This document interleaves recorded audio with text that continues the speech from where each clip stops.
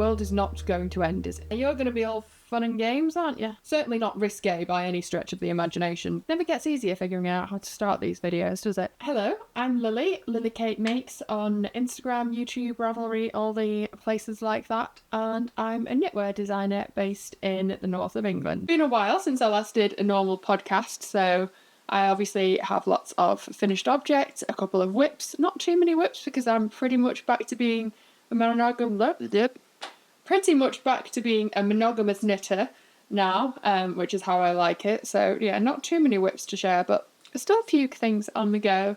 And I'll be sharing about my spring sale later in the video too, so stay tuned for that. I'll not get sidetracked just yet. I'll start with what I'm wearing, which is my new design, or one of 3 parts of my new design, the KNITTY Committee top, which I'm super excited about. So if you watched my Barcelona vlog, if you did, well done for making it through that hour-long yapping session from all 7 of us sat on the couch. But yeah, if you've watched that, you will have seen that in Barcelona for the knitting festival last year, me and my friends were discussing like what we were looking for, yarns that we were going to keep an eye out for while we were there, all that kind of thing. And a couple of them mentioned that they'd like to make like a fingering weight sweater. So pretty simple, just like a wardrobe staple kind of sweater with set-in sleeves, like the kind of thing that you would get from maybe a high-end high street or like designer brand, where it's not particularly, doesn't have loads of details or anything like that to make it stand out loads, but just is really nicely done, good quality, nicely, neatly finished, good fit, all those kind of things, which is exactly what I want my designs to be. And they said that there probably is something, but they were struggling to find anything that ticked that box. A long sleeve sweater in a fine gauge yarn, because that's kind of like a critical element of this design idea, that it was going to be a fine gauge that looked almost machine knit. So while we were in Barcelona, I was like, right, okay, I'll design one. You guys have all got to knit it. That's the deal here. You guys have got to test knit it, and I will design one. So, since it was kind of designed by the group as we were there, well, they were giving their criteria, and I was saying like, right, okay, I'll note that. I'll do my best. It is the KNITTY Committee sweater, or KNITTY Committee top, I should say. This is actually version 3. So I started with version 1. This is the yarn that I bought in Barcelona for this exact purpose. So obviously, as you can see there, this is the long-sleeved, slightly longer body classic sweater version. That was where it all started. So for this, I used dLana La Madrilana, which I've used the DK weight of this yarn in my recent checker plate sweater. Really enjoyed using it, so was very happy to use that again. I can't remember the colourway name off the top of my head, but it's the pale pink one. Yeah, I really liked how it had this subtle, not variegation, but like a subtle texture, subtle heathering to the colour without it being, it's definitely not like a stark marl or stark variegation or anything like that. Just a little bit of something in a yarn that is definitely rustic, as in, I think you would maybe describe it as a little bit coarse pre-blocking, but then with blocking it softens up a lot. So it was really perfect for what I was looking for. I've got it in my head that I wanted it to be pale pink. It's going to be a long sleeve sweater for around springtime, and in my head it had to be pale pink, so I had this like exact shade in my mind and was trying to find it across the whole marketplace whilst we were there. Luckily did manage to find it, so I bought 3 skeins of this, which is only €14 a skein, so I think that's pretty reasonable. This ended up using just over 2, so if I'd made it waist length cropped, I think I would have got it out of 2, to be honest. So certainly not breaking the bank with this one anyway, to get a really nice luxurious woolly sweater out of it. So I'm really happy with how the fit turned out on this. It did take quite a bit of back and forth of, I made the armholes too deep, then I made them a little bit short, then the neck I was doing back and forth about 5 different times trying to figure out exactly the edging that I wanted on the neck, because I thought I'd add just a little something, not like a full-on feature, but just a little something. So what I settled on was like a detailed rib where you start in 2x2, do a ridge, and then end with 1x1, but not equal amounts of 2x2 and 1x1. I was like just trying to get the balance right so that it didn't look exactly the same, but one wasn't overpowering the other, all these kind of little things. So I decided to work all the edgings on this inside out, because I find, and I know that many other knitters find the same, that your rib is for some reason neater on the inside than it is on the outside, or wrong side rather than the right side, whichever way you want to look at it. And I think it's to do with the fact that when you bring a yarn to the front to purl, it introduces a slight extra bit of fabric. There's some technical reason like that behind it anyway that you could try to modify, or you just could knit inside out and have a neater end result with minimal effort. So that's what I did all of the edgings on these 3 items that I'm about to show you inside out. So little tip for you there, if you're working something that just has ribbed edgings, turn and go the other way. Do a little German short row just to close up so there's no hole there, and works out neater. This is version 1 in 100% merino from dLana, and then my mum and my nan helped me knit versions 2 and 3. The original idea had just been to make the long sleeve version. That was kind of where the idea all started. Then when I tried it on, when it just had short sleeves, when I'd only made it this far or so, I was like, that would be a really nice t-shirt. And considering the pattern would be coming out in spring, I'd ideally originally planned for it to be like a March-April release, and then life just got in the way a little bit, let's put it that way. Had a interesting start to the year that I certainly had not planned for, but yeah, it's fine. All is fine now, but yeah, got a little sidetracked by life, shall we say. So the timescales all kind of ended up a little further along into the year than I would have originally liked, but it's fine. So I decided, when I tried that on, that it would make a really nice t-shirt, and thought, well, if it's coming out in spring, that would be silly to not include a t-shirt, wouldn't it? So version 2 was born from there. Version 2 has the same neck shaping, the same rib detail, same fit, and the same sleeve caps as version 1, pink, but in a cropped and short sleeved kind of baby tee version. So this is definitely the spring-summer sister to the original. Knitted in my old faithful YarnArt Baby Cotton, 50% cotton, 50% acrylic. Can go in the washing machine. I wear these items to death. All of my ones that are knit in this yarn, and they hold up super well. One of my favourites, and is like £1.50 a ball, so can't complain there. But yeah, this was version 2 that my mum knit the body of. As is often our system, she knits the body, I knit the edgings and the sleeves. And I really love how this turned out. So yeah, that has the same sleeve cap as the pink, but just obviously with the sleeves a lot shorter, and then just has the tiny bit of rib, just the one repeat of the rib round the cuffs, whereas the pink version has like 2 repeats stacked of the same rib details, like 2x2, then 1x1, then 2x2, then 1x1. So that was version 2, and then kind of thought, well, it wouldn't be that difficult to add a puff sleeve, and I haven't done a puff sleeve in a while, and I love doing a puff sleeve, so version 3 came about. This one was kind of knit a bit of a combination by mostly my nan, then some by my mum, and then the sleeves and the edgings again by me. So it worked out that I knit 13 edgings, like neck, 2 sleeves, hem, plus 1 extra sleeve of the pink one, because I had to knit that twice. The first one wasn't right. And I ended up basically just doing all those edgings back to back. So after a while, I was like, oh my god, rib and tubular edgings, kill me now, this is going on forever. But got through it, and it's worth it. On the teeny tiny needles, 2.5mm needles, rib and tubular bind offs. I know it's not the quickest process in the world, but I don't care. Tough, it's worth it, is kind of my motto there. So I figured people don't particularly come to me for something that's super quick and easy and basic and just uses the bare minimum techniques. That's not really my thing. If you come into my patterns, then you probably do like the details and the things that maybe take a little more time to achieve that finesse. So it's worth suffering through, is basically what I'm saying here. I used a tubular 2x2 bind off on this one that I've never actually used before. I don't think I've had reason to, because I normally do 1x1 rib edgings, but yeah, the 2x2 tubular, it's a bit of a mouthful to say, and was a little bit more of a brain workout to sort of get into the swing of things.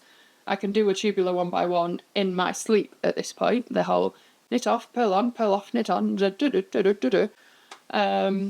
yeah, the 2x2 tubular, blah, blah, blah, takes a little more brain power, but I got into it and it was fine, and I would recommend doing it if you can be bothered. The reason I was doing them differently on this one is because I felt that with the puff sleeves there was enough going on detail wise, so I decided just to do a regular 2x2 rib edging all over this one, and then that like shows an option in the pattern. Yeah, as I went along, kind of kept adding more and more options in one way or another, so now there are 3 different sleeves, 2 different edging options, the detailed or the simple 2x2, and then 2 different lengths.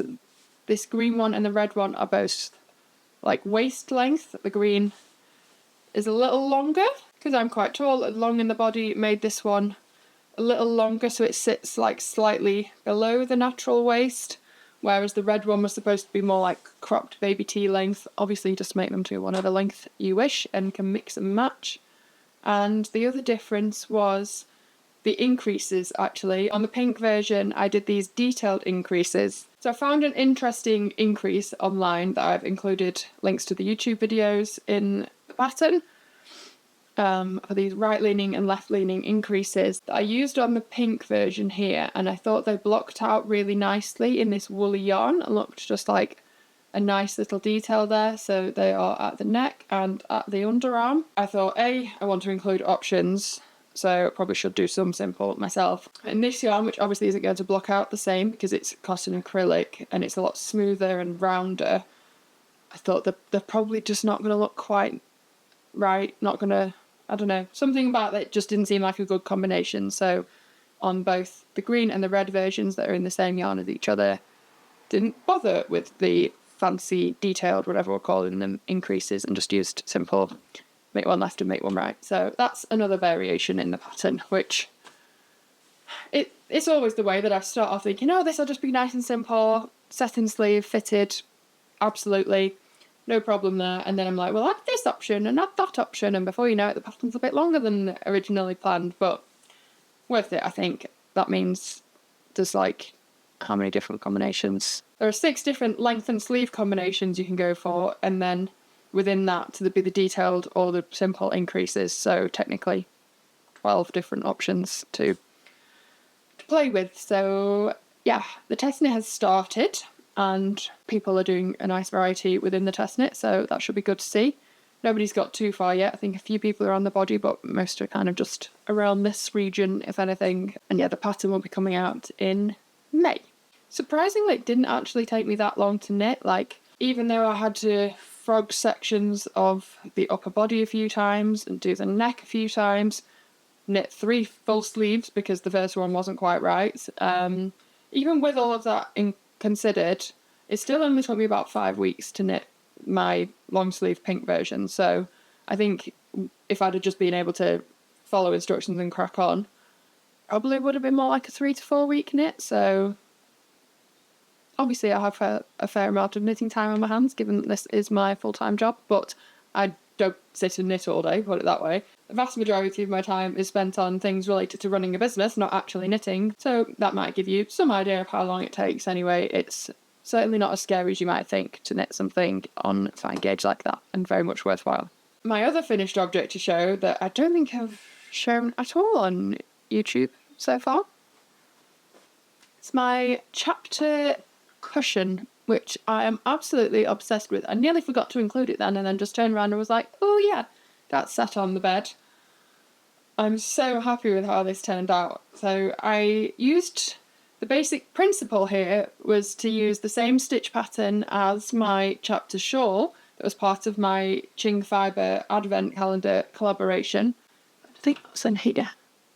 Don't know where I put that away, never mind. So the basic idea was to reuse the same concept as the shawl, obviously a triangle, and then kind of work 2 triangles back to back to make a cushion.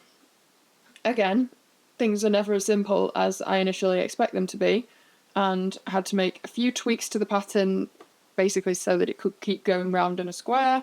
Then each corner would be identical, because with a shawl it doesn't matter if the 2 tips are ever so slightly different in construction to the central point, but when you're going round and round, each corner has to be exactly the same. So some minor changes to the pattern in order to do that. But yeah, the principle was the same. The way that you start in one corner, I can't remember which one I started with.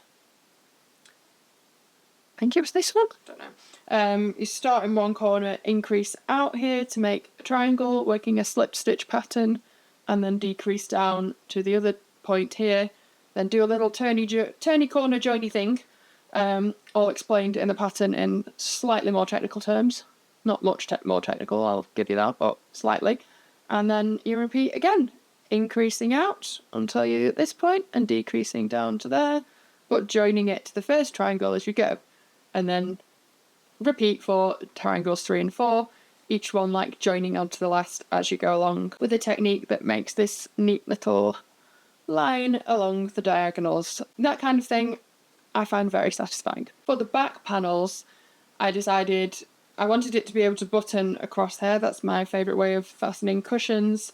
So doing the triangle situation again was out of the window. So instead just did that as the same stitch pattern but just plain rectangles that overlap in the middle. And whereas on the front I obviously used the colours in a neat and orderly format. On the back I thought, that might be a bit boring. Just would be probably a bit boring to knit really, given that there was no shaping going on. So I used the same 6 colours along with the cream obviously, but just in a complete random arrangement for the back. And to be honest, I don't know if I even prefer the back, that fabric. Like, I love the layout and the design of the front and the nifty little joiny things. I love this like random stripe situation that I have going on here. So yes, very happy with that. I kind of went for the dark buttons just because they were one of the options I'd ordered for a cardigan I made last year, and I had them lying around and I couldn't find my lighter coloured ones, and I was like, I'll just try those. And in hindsight, I'm like, yes, I like that. I feel like lighter might have been a bit too predictable. So they go really nicely, and I think my favourite detail of this is actually the edging, how it's all tied together. So it's kind of an I-cord bind off, 3 needle bind off hybrid technique that, I won't lie, that's another of those things that takes a while to do, but very much worthwhile. Like just how neat it looks around there. The idea was that it would look like upholstery binding, piping, whichever you want to call it, given that it is a cushion after all. I thought that would be fitting, and it turned out exactly as I hoped. So yes, this is the chapter cushion, sister pattern to the chapter shawl.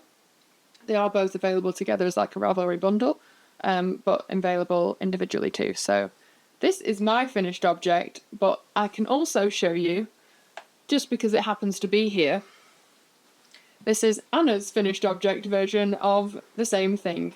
So if you follow Anastasia Free Your Sheep on here, I don't know whether she mentioned this on her YouTube channel, but she was knitting this one and has recently moved countries and is going through a very busy period in her life, where she's travelling around all over the place, very, very busy, and she came to visit me for a few days, and she said, do you want to just look after this one for a little while until I'm like in my new home to settle it into? So I'm not going to turn that down. So this one is not knitted by me, it's knitted by Anastasia Free Your Sheep. I thought I'd give it a little shout out anyway, because it's come to stay with me for a little while. The caveat was that I had to sew the buttons on and find the cushion stuffing for it, so I've sorted that out, ready to hand it back to her, whilst it's just after it's been on holiday with me for a little while. But that is chapter cushions 1 and 2. Mine turned out a little bit bigger. These are both the same stitch count, but my yarn was slightly thicker and I used a slightly bigger needle. I think I used a 4 and she used a 3.75, so you can see it's not a huge difference, but just slightly there. But the pattern is written such that you could knit it at any gauge using any yarn. So if you wanted to make a huge cushion using ginormous yarn, so be it. Go for it. Or likewise, you could make a teeny tiny little one, or anything in between, and the pattern's kind of written as a formula so that you can work that out. And also do the colours arranged however you like. I mean, we both did the same 6 colour situation here, but you could do it random, blocks, all sorts. There is a colouring in page in the pattern, which I may have spent far too long putting that together, so hopefully you enjoy colouring in and can play around with colour combinations. So whilst we're on the topic of cushions, my only other work in progress, that's all loud, correct, is another cushion.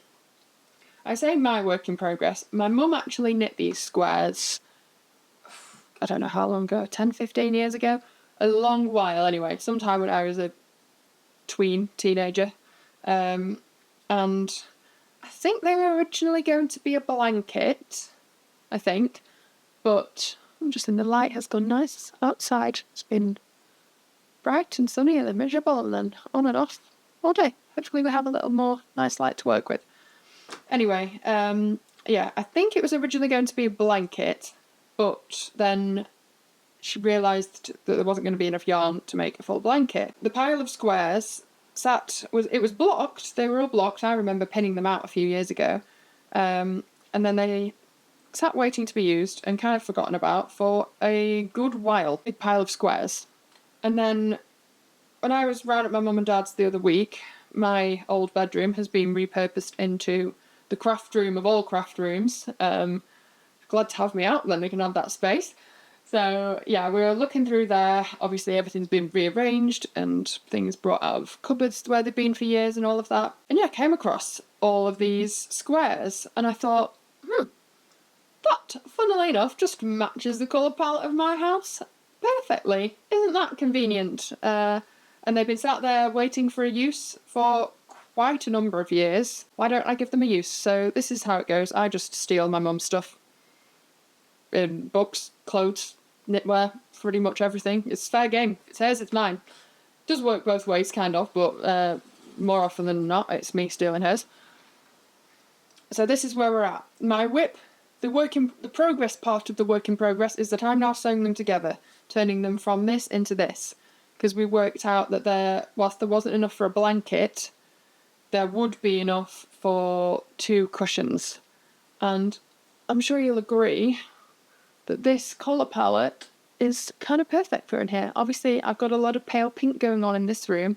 This particular room, my bedroom, is very cohesive. Everything's kind of soft beige or pale dusky pink or light blue. It's a little more coordinated than I would have expected I'd go for, to be honest, but it's just kind of evolved naturally and I'm okay with it. But yeah, the colours that are in here are actually some of the colours that are elsewhere in my house too. Like my living room is very similar to this yellow here. I'm going to have what was it? Oh, I was going to paint some things bright blue, I think. There's kind of the sandy beige and the neutral colours. It just suits the vibe of the house. I'm going to put them to good use and have them on my bed. I've so far sewn up 1 cushion, as you can see, and then this is the pile for the second cushion.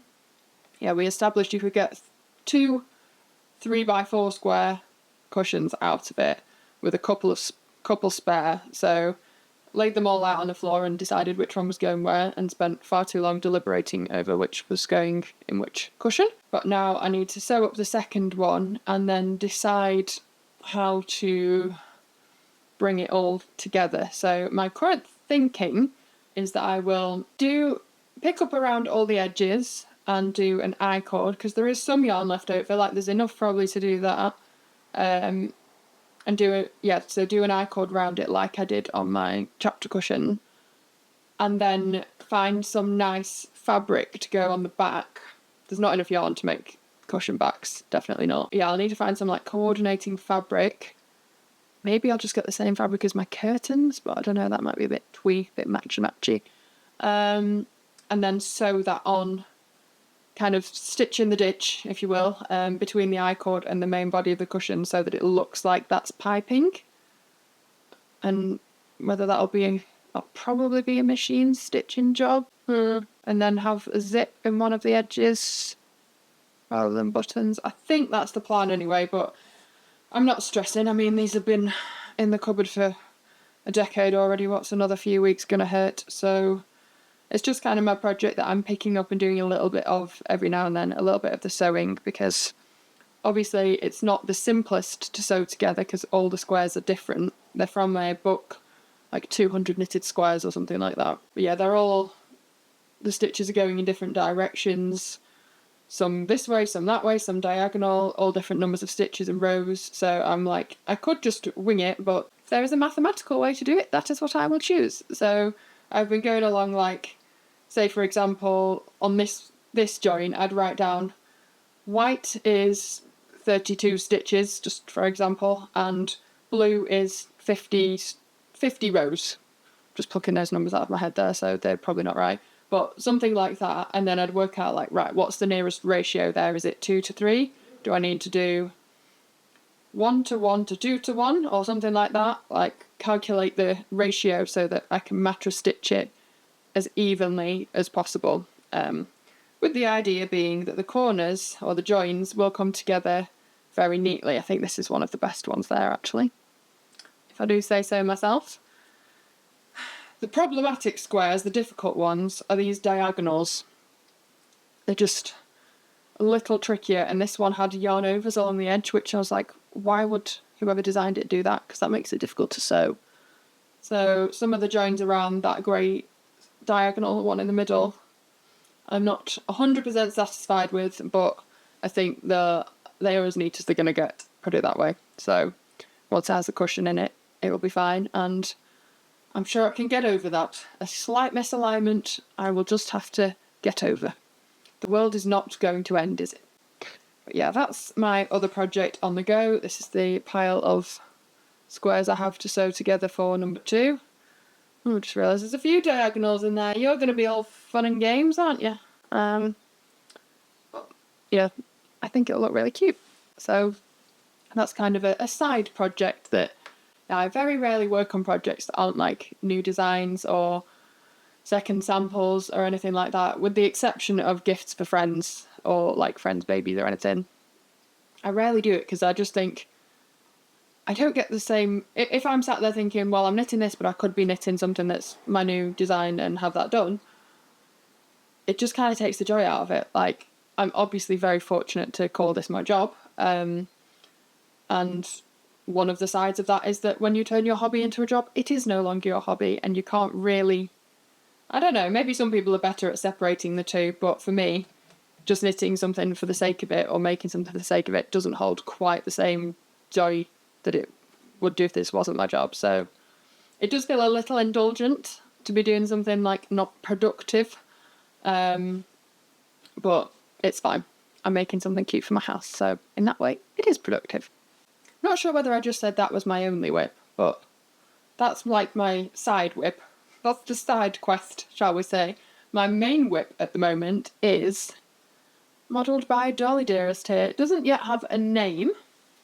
Just take that off there. But I am loving it. So I cast this on last week, and of course it has already been frogged a good amount. I think it showed up better on Dolly actually with the lace edgings there. But yeah, I'm using Cardiff Cashmere, which I've worked with them before on a couple of designs, and it's just the softest yarn you have ever felt. It's very luxurious, very lovely. So I thought to use a cashmere for a like spring-summer design, to me it felt like the most sensible item would be the kind of thing you'd wear in the evening on holiday, or on a slightly chillier day in summer to go out for lunch or something like that. Like, not everything in spring summer has to be a little itty bitty tight top. So I thought I would go for a sleeveless design, but as in it doesn't have separate sleeves, but it kind of comes over the arm a little bit, because all of my sleeveless patterns in the past, or my summer patterns, have either been like a proper sleeve like this or completely sleeveless tank top cuts off here. So I thought it might be quite nice to have something that's a little more loose and boxy and kind of in between. Like, you get a little bit of upper arm coverage, but it's from an extension of the body rather than a separate sleeve, if that makes sense. As for details, I said I wanted to include more like lace and texture this year in my designs, but one of my favourite ways of doing so is in an edging or in like a small element that might be a little fussy to knit, but it's kind of all over within one go, and the rest of the project is quite straightforward and quite simple knitting. So I decided to use the similar concept to my underlace top from a few years ago, which is supposed to look like the lace is poking out under it, hence the name, but on a V-neck. So I've used a similar principle with a few tweaks. On a V-neck, it's obviously completely different gauge, different shape, everything. I'm just kind of pinching my own technique from a few years ago, but on a new design. And I've used it around the armhole edging too. I've only done this one edging so far. This one's still just a raw, so ignore that. But oh my god, I love how it's knitting up. I'm so happy with it.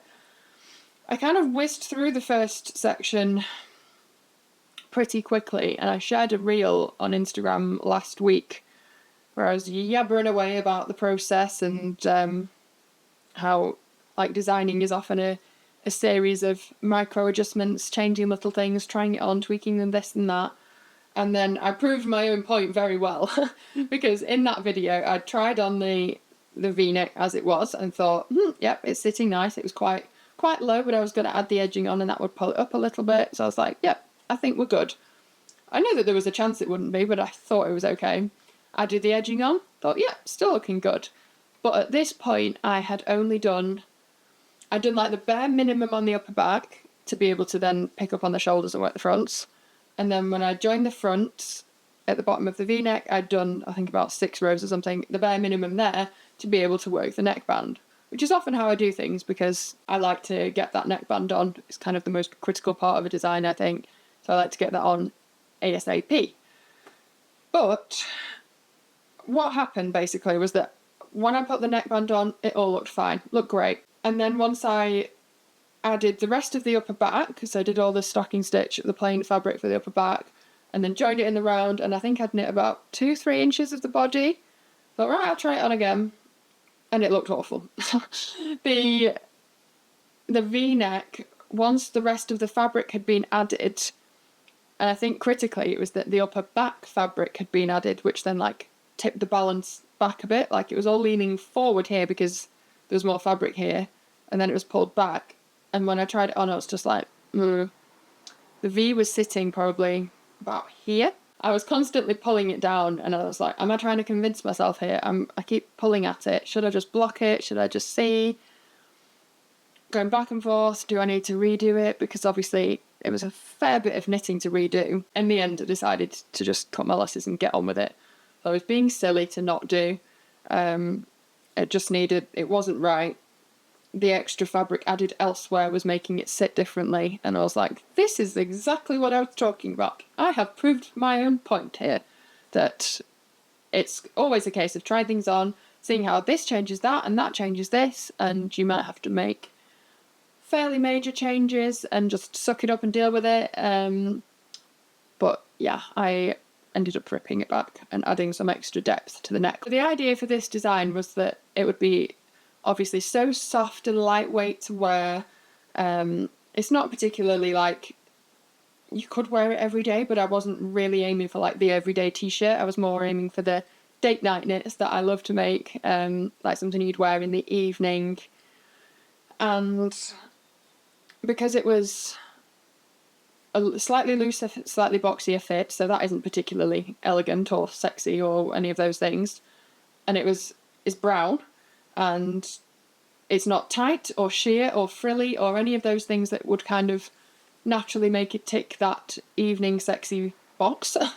I thought the one thing it needed to be was having a nice lowish neckline to sort of show a nice amount of décolletage, like not exposing, certainly not risque by any stretch of the imagination, but I wanted it to reach down to see a little bit of shadow in this region. Long story short, I ripped it, made the V-neck lower, and now it sits exactly where I wanted it to. It now feels a bit more like an evening top, so I'm now at the stage where I think I'll add the other edging now that it's done.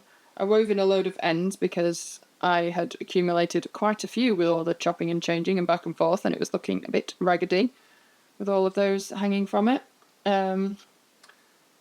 Yeah, shall knit a second edging there, that won't take very long, and then was through the rest of the body, which should be pretty simple. And I'm thinking that given that obviously there's the lace around the top, lace around the armholes, I think there might be enough going on there, and I think the hem I'll probably just do maybe twisted rib.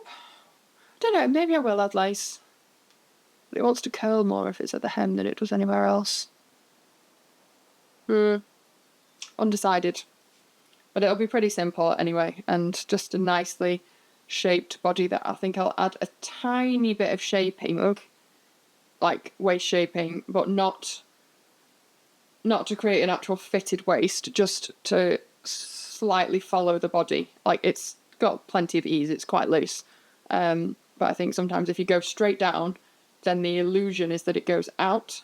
So in order to create the illusion of following the body and going straight down, it has to come in ever so slightly. So that's what I think I'm going to do there.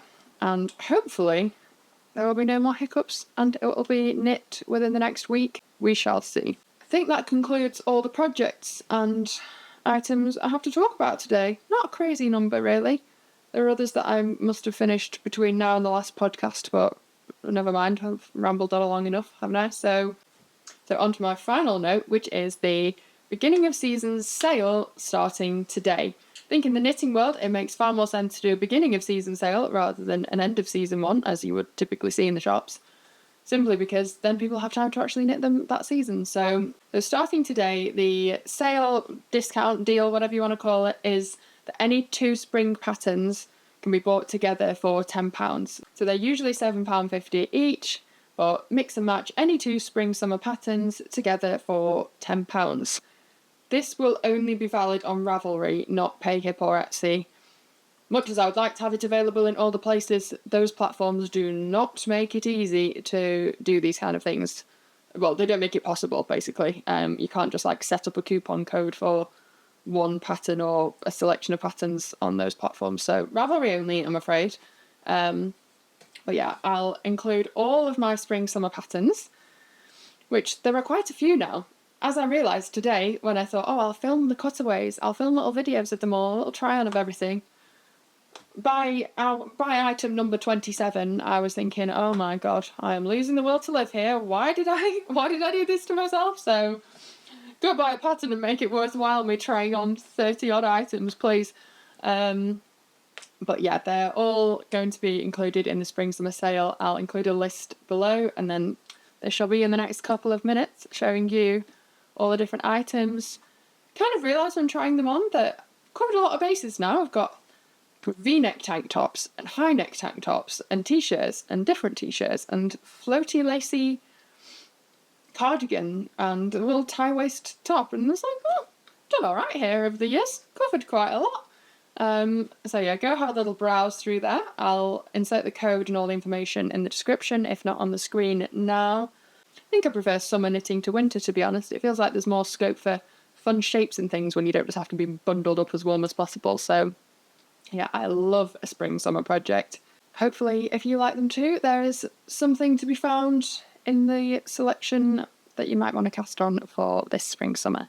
The discount will be running until Wednesday the 19th of March. We're in now, aren't we? So it'll be valid for the next 5 days or so. Hopefully that gives you time to have a little browse, see if there's anything that you like in there that takes your fancy. It's always interesting to see which ones are most popular and which ones people like knitting most and why, because it's not always why you think. So yeah, leave a comment if there's any of them that take your fancy, and I hope you can have a lovely season of knitting and sunshine ahead of you. Thanks so much for watching, and I'll see you soon.